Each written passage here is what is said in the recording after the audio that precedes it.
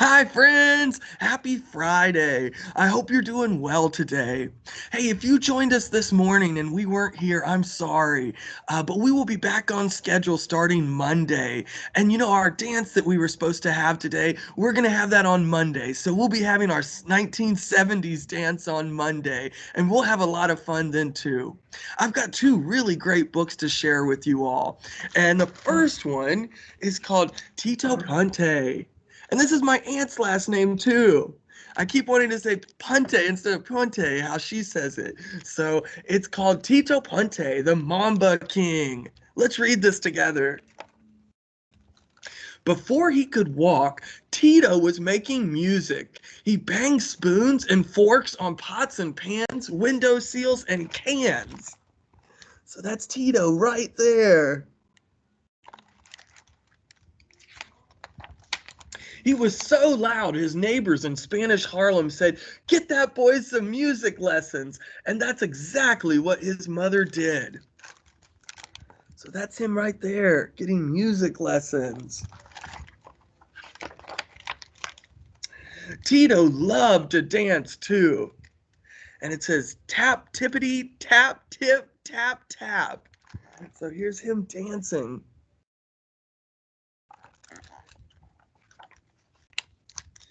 Every year, his church held a Stars of the Future contest. Little Tito danced and spun and tapped and drummed, and Tito won. He was named King of the Stars. Over the years, Tito became king 4 times.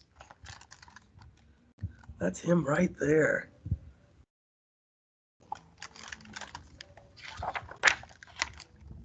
When he wasn't playing music, Tito played baseball with sticks on the streets of his neighborhood. Right here it says Bam Slam. That's how the baseball bat sounds. Tito performed at parties, restaurants, and clubs. His first band was called Los Happy Boys or Los Happy Boys, and their music made people happy.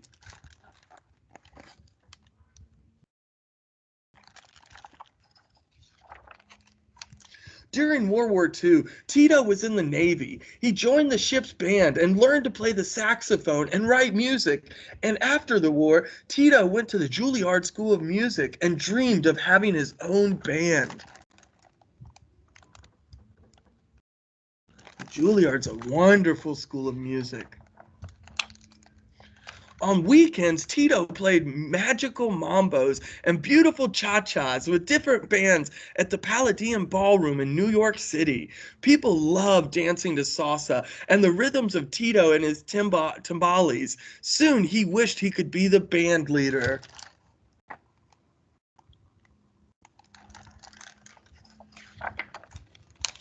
Tito's dream finally came true when he led his very own big band, the Tito Ponte Orchestra.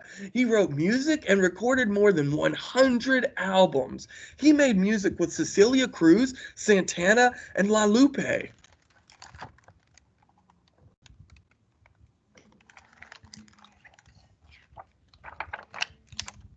When the Tito Ponte Orchestra played, the tambourine sounded like rain on metal roofs.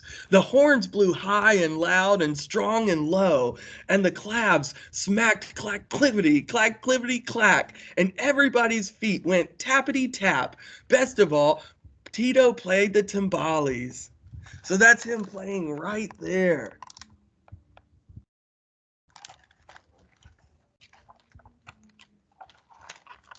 In 1979, Tito won a very special award called a Grammy, the first of five. It was a way of saying, "Thank you, Tito. Thank you, Mambo. Thank you, King, for making us want to dance and sing." Isn't that a cool picture?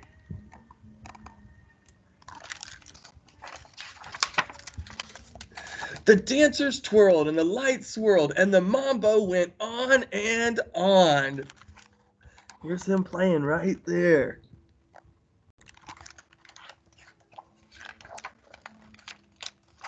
And this is a little bit of history about him. I'm going to go ahead and read it. Here's a picture of him right there. And let's read his history. It says Ernest Anthony Ponte Jr. was born at Harlem Hospital in New York City in 1923. Everyone in Spanish Harlem called him Ernestito, or Tito for short. Not only was Tito Ponte considered the king of mambo and the godfather of salsa, but he was at the center of the Latin jazz explosion. His musical career spanned half a century and crossed both musical and national borders.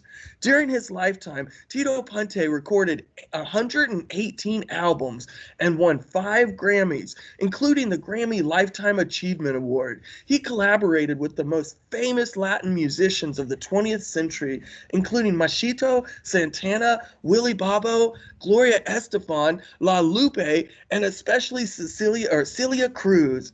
Tito founded the Tito Ponte Educational Foundation, which offers scholarships to students to study music at the Juilliard School of Music.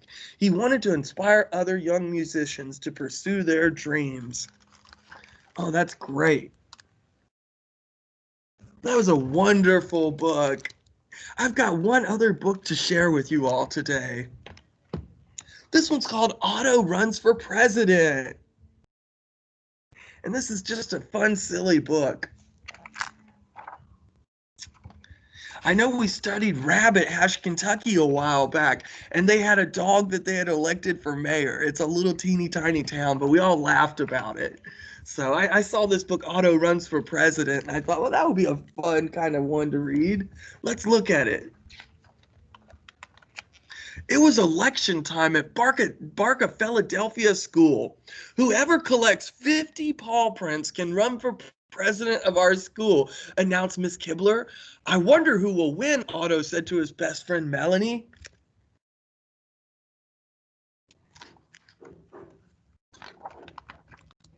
Tiffany will win, shouted all the popular kids. Tiffany's the cutest and the smartest.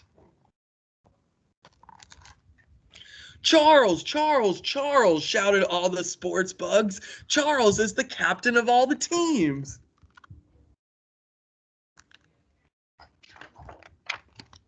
I want to be president, said Tiffany to her mother and father. You're the most popular girl in the 5th grade, dear, they said. We'll help you win the election, no problem. I want to win, said Charles to his mama and daddy. We're on your team, said his mama. We'll make sure it happens, says Charles's dad.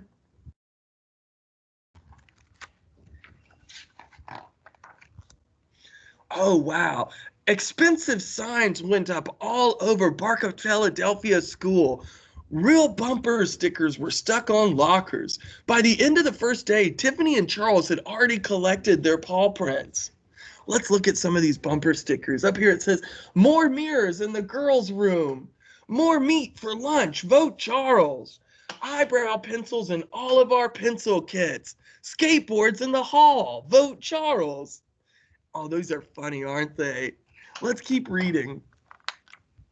Tiffany's mother persuaded the school cheerleaders to shout out a tails wag for Tiffany cheer, and Charles's dad hired a famous glee club to sing the Bulldog fight song at Barcadelphia School football games.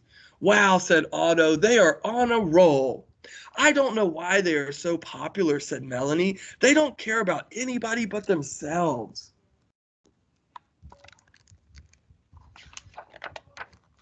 Suddenly, Otto had an idea. I'm going to run for president, he said. He began by asking his classmates what they really wanted at Barcadelphia School. Who cares for more meat at lunch? I want watermelon in the cafeteria, said Bertie. Forget skateboards in the hallway. A homework helpline is what I need, said Martha. I'd like 5 more minutes of beautiful music every morning, said Bettina. How about bigger towels in the gym showers, suggested Boris. Or a class trip to the Madison Square Garden dog show would be a big motivator, said Carlos. Our school band needs a set of bongo drums, added Peter.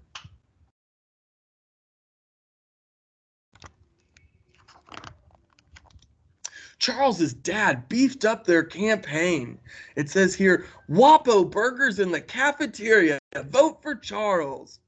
Wapo burgers and shakes. That will be the day, said Melanie. No fair, cried Tiffany. I'm going to lose. I can hardly breathe. We are way smarter than Charles and Tiffany, best friends Ashley and Jasmine.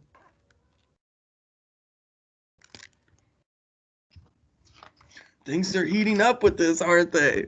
The next morning, post-it notes appeared on all of the lockers. Not true. I've never cheated, growled Charles. No worries, said Charles's best friend Mike and Bucky. So there's all these post-it notes. Let's look at a few of them. It says, did Charles peek at the science test early? Charles, did he cheat on a main test? And down here it said, did Charles copy Pierre's homework? So there's some stuff being said about Charles. Let's find out what happens. Mysterious flyers appeared in the cafeteria that afternoon, and they say, Tiffany, did she spend your class dues on hairspray? Tiffany had a meltdown. Not true, it's all lies, she sobbed. We'll fix his wagon, said Ashley and Jasmine.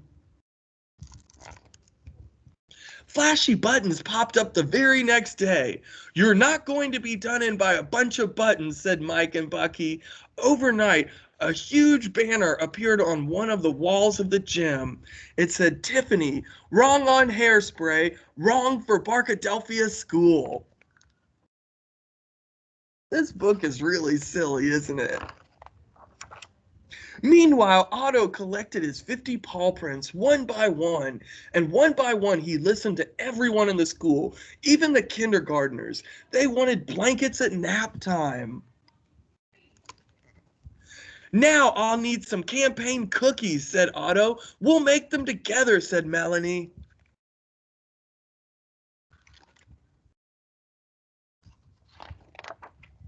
On election eve, Charles's dad hosted a Wapo Burger pep rally. I want to thank you all in advance for voting for me, said Charles. I'm a born leader. And Tiffany's mother arranged for a pancake breakfast on election morning. It's going to be me, said Tiffany. Me, me, me. Otto just passed out his cookies. Everyone got in line to vote. I'm crossing my fingers, said Otto, and I'm crossing my toes, said Melanie. Miss Kibler counted the ballots. She asked Mr. Muzzle, the school principal, to recount them. Finally, the results were in. We have a new president, said Mr. Muzzle. It's Otto. Everyone cheered, especially the kindergartners. Wait till next year, buddy, said Charles's dad. Barkadelphia School is just a little blip, my treasure, said Tiffany's mother. You will win Paul's Down in junior high. Now it's watermelon day in the cafeteria. The nap time blankets just arrived for the kindergartners, and we have the Madison Square Garden dog show, said Otto. It's hard work being president.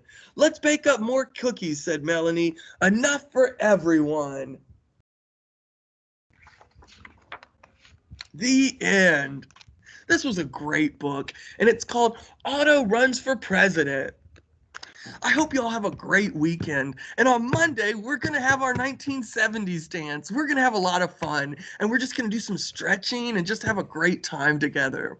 I hope you have a great rest of the day, and I'll see you Monday. Bye, friends.